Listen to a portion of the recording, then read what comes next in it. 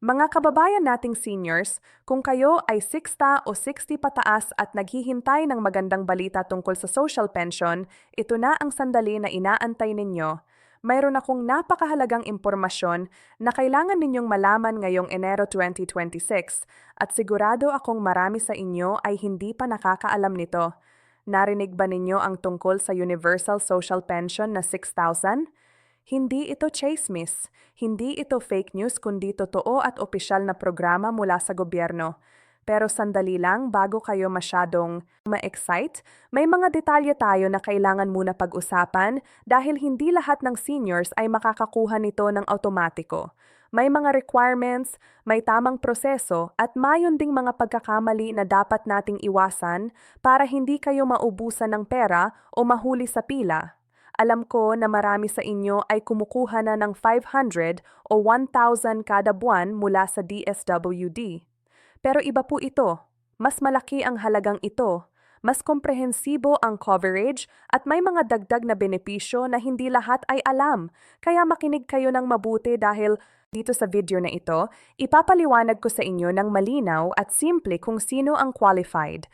Magkano talaga ang makukuha ninyo? Kailan ang payout schedule? Paano mag-apply? At ano ang mga tips para siguruhing hindi kayo maiiwanan? Kailangan nating pag-usapan din kung may epekto ba ito sa inyong SSS or GSI pension, kung may tax implications at kung paano ninyo mamama-maximize ang benepisyong ito para sa inyong pamilya. Dahil sa katotohanan, hindi lang basta pera ang usapan dito kundi ang inyong seguridad at dignidad sa pagtanda. Kaya nararito ako ngayon para tulad ng matalik na kaibigan na nag-uusap sa inyo sa pagkainan, ay ipaliwanag ko sa inyo lahat ng detalye ng walang komplikadong salita, walang mga technical terms na mahirap intindihin.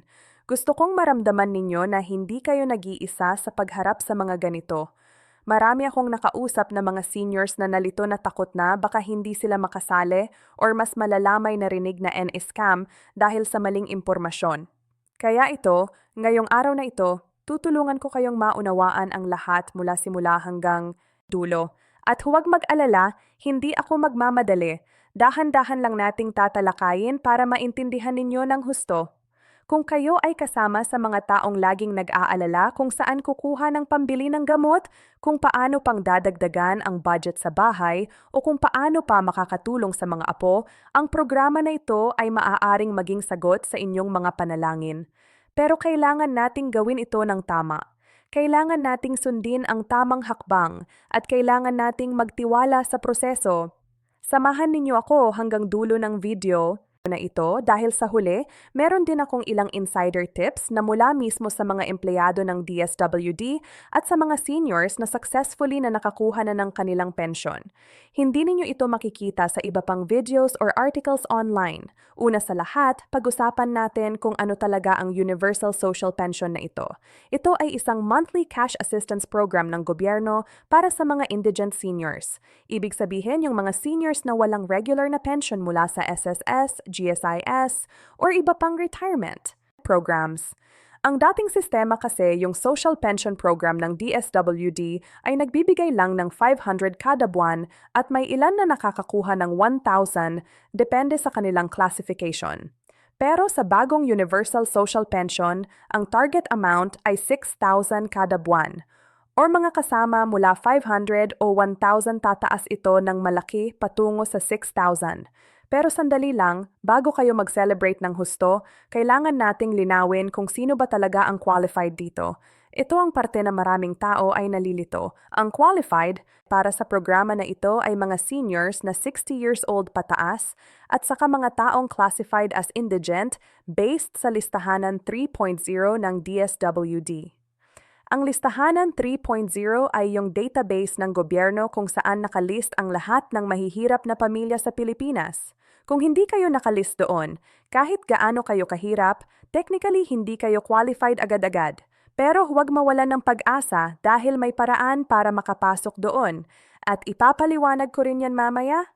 Mahalaga ring maintindihan na kung kayo ay tumatanggap na ng SSS, pensyon na higit sa 6,000 kada buwan o kaya GSIS pensyon na higit din doon, hindi na kayo qualified dito kasi ang purpose ng programa ay para sa mga walang ganong support. Pero kung ang inyong SSS o GSIS ay maliit lang, halimbawa 3,000 lang, may possibility na makakuha kayo ng dagdag depende sa assessment. Ito ang mga gray areas na kailangan ninyong i-clarify mismo sa DSWD office sa inyong area. Ngayon, pag-usapan naman natin ang timeline. Kailan ba talaga ito magsisimula at kailan ninyo makukuha ang pera? Based sa latest announcements mula sa DSWD at sa Department of Budget and Management, ang Universal Social Pension Program ay naka-line up na para sa implementation this 2026. Pero ang totoo, ang gradual rollout ay magsisimula sa mga priority areas muna, yung mga provinces at cities na may pinakamataas na bilang ng indig seniors. Ang first batch ng payouts ay expected na magsimula sa second quarter ng 2026, ibig sabihin April to June, pero hindi ibig sabihin na lahat ng qualified seniors ay makakakuha agad sa April. Ang sistema ay by batches depende sa kung saan kayo nakatira at kung kumpleto na ba ang inyong requirements.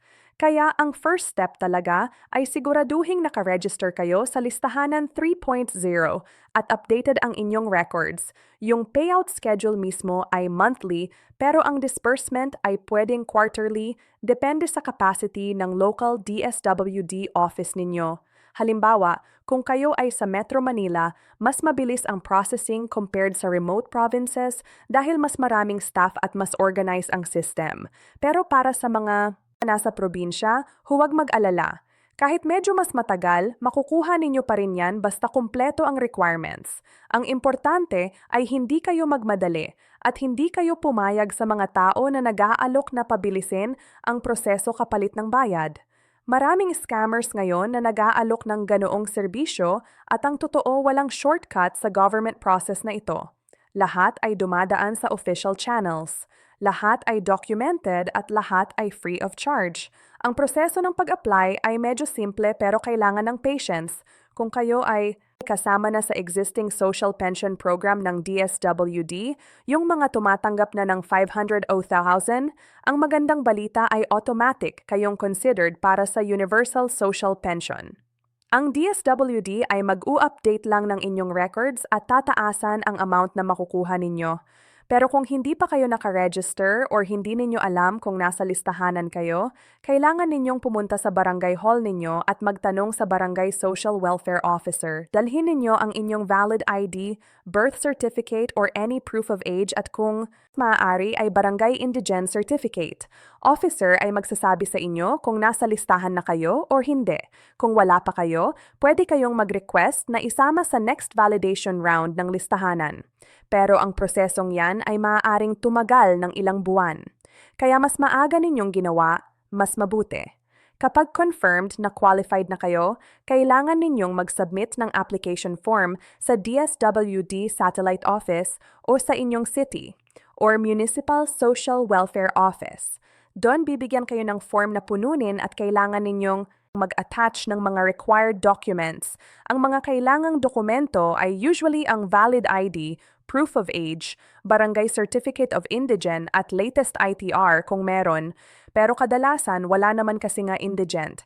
After ninyo isubmit, maghihintay kayo ng validation process na tumatagal ng around 30 to 60 days. Sa period na yan, may DSWD representatives na pupunta sa inyong bahay para mag-verify ng inyong living conditions. Huwag matakot dito. Normal procedure lang yan para siguruhin talagang qualified kayo. Pagkatapos ng validation, kung approved kayo, makakakuha kayo ng notification at i-register kayo sa payout system. Ang payout system mismo ay may ilang options. Ang pinaka-common ay through cash card. Yung parang ATM card na ibinibigay ng DSWD kung saan directly credited ang inyong pension. Ito ang pinaka-secure at convenient kasi hindi na kayo kailangan pumila sa mahahabang linya sa municipal hall. Pero kung kayo ay nasa remote areas na walang ATM access, pwede pa rin kayong makatanggap through over-the-counter payout sa designated payment centers. Usually sa rural banks or sa post office, may ilan din na areas na nag-o-offer ng payout through mobile money platforms like GCash. Pero ito ay depende kung available sa inyong lugar. Ang importante ay kapag nakatanggap na kayo ng inyong cash card or ng notification kung saan kayo kukuha, huwag ninyong ibabahagi ang PIN ninyo sa kahit sino pati na sa pamilya. Maraming cases ng fraud na ang mga seniors ay naloloko ng kanilang sariling kamag-anak o ng mga scammers na nagpapanggap na DSWD personnel. Tandaan, walang legitimate na empleyado ng DSWD na hihingi ng PIN or ng pera bilang bayad para sa proseso. Lahat ng serbisyo ng DSWD ay libre. Kung may humihingi sa inyo ng bayad, alam ninyong scam yun agad. Ngayon, pag-usapan natin ang isang mahalagang tanong na alam kong tumatakbo sa isip ninyo. Paano kung tumatanggap na ako ng SSS or GSIS pensyon na maliit lang, qualified pa ba ako? Ang sagot ay depende. Kung ang inyong monthly pension mula SSGSIS ay mas mababa sa 6,000, may possibility na makakuha kayo ng supplemental amount mula sa Universal Social Pension para maabot ang 6,000. Pero ito ay subject to assessment, hindi ito automatic. Kailangan ninyong mag-apply at ipakita na kailangan ninyo talaga ng tulong. Pero kung ang inyong pension ay 6,000 or higit na, most likely hindi na kayo qualified. Kasi ang programa ay design talaga para sa mga walang sufficient retirement income. Ang problema kasi maraming seniors na tumatanggap ng SSS pension na sobrang liit. Minsan 1,500 lang o 2,000 lang kada buwan at hindi talaga sapat yan. Para sa pangaraw-araw na gastos lalo na sa pagtaas ng presyo ng bilihin, para sa mga nasa gan sitwasyon, ang Universal Social Pension ay pwedeng maging lifeline. Pero kailangan talaga ninyong i-declare ang lahat ng income sources ninyo during application para walang problema later on. Ang DSWT ay nag-cross-check ng records with SSS at GSIS.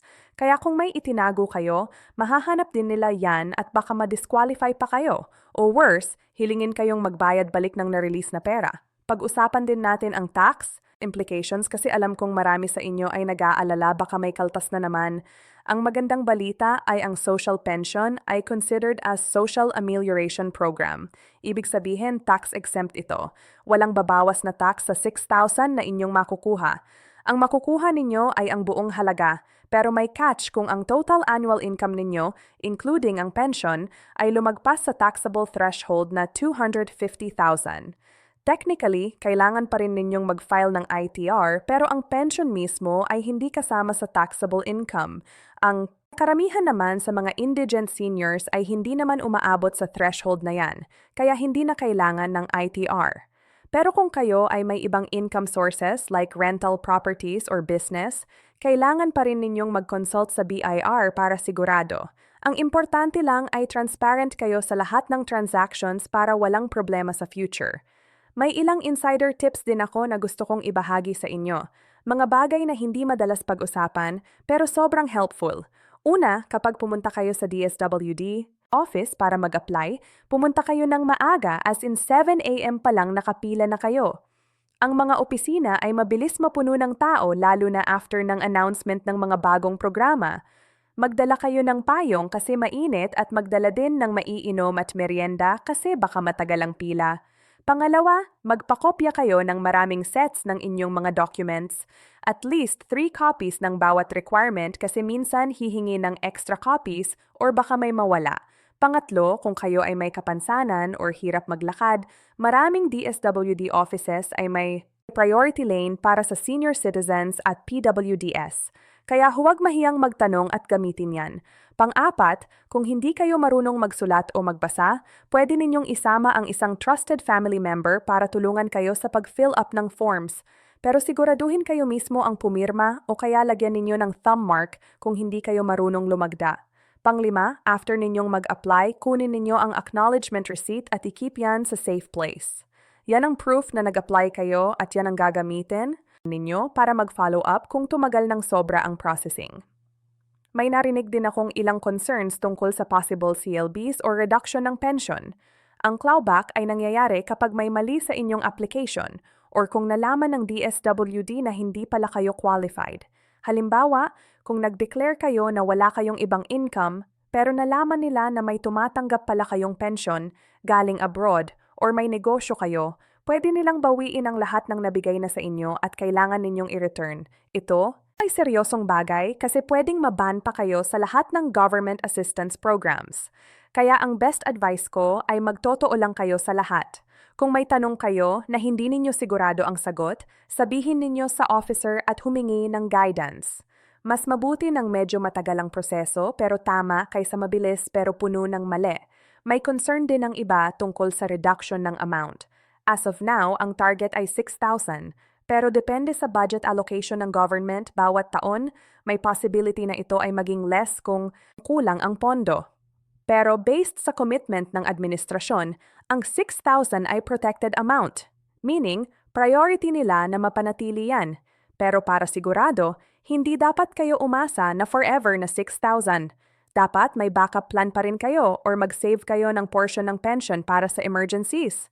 Ang isa pang mahalagang tips ay kung paano ninyo mamamaximize ang 6,000 na ito para tumagal at makatulong talaga sa inyong pangangailangan. Ang 6,000 ay malaking tulong pero kung hindi ninyo ito plano-planuhan, mabilis lang din yan. Mauupos. Ang suggestion ko, gumawa kayo ng simple budget. Halimbawa, maglaan kayo ng 2,000 para sa maintenance medicines kung meron kayo 1,500 para sa groceries, 1,000 para sa utilities like kuryente at tubig, 500 para sa emergency fund, and ang remaining 1,000 ay pwede ninyong ilaan para sa iba pangailangan o kaya isave ninyo. Kung kayo ay may senior citizen ID, gamitin ninyo iyan sa lahat ng purchases kasi may 20% discount kayo at exempted pa kayo sa VATs, sa medicines, food at iba pang basic commodities. Yung tipid na yon ay malaki-laki na din kung sinimulan ninyo. Pwede rin kayong mag-avail ng PhilHealth benefits para sa health checkups at hospitalization para hindi kayo gumastos ng malaki kapag nagkasakit. Ang combination ng pension, senior discount at PhilHealth ay sobrang laking tulong na sa budget ninyo. Gusto ko ring i-address ang emotional side ng lahat ng ito. Alam kong marami sa inyo ay nahihiyang mag-apply kasi naiisip ninyo na nakakahiya ang tanggapin ang tulong ng gobyerno lalo na kung may mga anak kayo na may trabaho. Pero gusto kong sabihin sa inyo na walang kahihiya sa pagtanggap ng tulong na para naman talaga sa inyo. Ang mga programa na ito ay funded ng taxes na binayaran din ng mga Pilipino kasama na kayo nung kayo ay nagtatrabaho pa. Ito ay right ninyo, hindi arms. Kayo ay nag-contribute na sa ekonomiya ng bansa at ngayong matanda na kayo at kailangan ninyo ng suporta. Karapat-dapat lang na tumanggap kayo ng tulong. Huwag ninyong isiping pabigat kayo. Ang tunay na pabigat ay ang gobyernong hindi tumutulong sa mamamayan. Pero kung tumutulong naman, tapin natin ng may dignidad at pasasalamat. At para sa mga anak na nanonood nito, kung ang inyong mga magulang ay qualified, tulungan ninyo sila sa proseso. Huwag ninyong pabayaan ang inyong mga magulang na mag-isa na pumila o mag-fill up ng forms kung hirap na sila. Ito ay panahon na para kayo naman ang tumulong sa kanila kagaya ng kanilang ginawa para sa inyo nung bata pa kayo. Sa pagtatapos, gusto kong sabihin sa inyong lahat na ang Universal Social Pension na 6,000 ay isang malaking hakbang para sa mga seniors na nangangailangan ng tulong. Pero tulad ng sabi ko mula simula, kailangan nating sundin ang tamang proseso, maging totoo sa lahat ng detalye at huwag magpadala sa mga scammers. Ang pera na ito ay para sa inyo, pero kailangan ninyong gawin ang inyong parte. I-check ninyo kung qualified kayo. Kunin ang lahat ng requirements. Pumunta sa DSWD office at mag-apply. Huwag kayong mag-antay na iba ang gagawa para sa inyo kasi baka malate kayo o baka ma-scam pa kayo. At higit sa lahat, gamitin ninyo ang pera ng wasto. Ito ay para sa inyong kabutihan, para sa inyong kalusugan at para sa inyong dignidad sa pagtanda. Kayo ay deserve na mabuhay ng komportable kahit matanda na. At sa mga kabataang nanonood, maging supportive kayo sa inyong mga matatanda. Ang respeto at pagmamahal sa kanila ay hindi nasusukat sa pera, pero ang pagsisikap na tulungan sila ay nagpapakita ng tunay na pagmamahal. Salamat sa inyong lahat sa pakikinig. Sana nakatulong ang video na ito. Kung may katanungan pa kayo, mag-comment lang kayo sa baba at tutulungan ko kayong sagutin. At kung nakatulong sa inyo ang video na ito, i-share ninyo sa inyong mga kaibigan at kamag-anak na seniors din para mas marami ang makakaalam. Ingat kayong lahat at pagpalain kayo ng Diyos.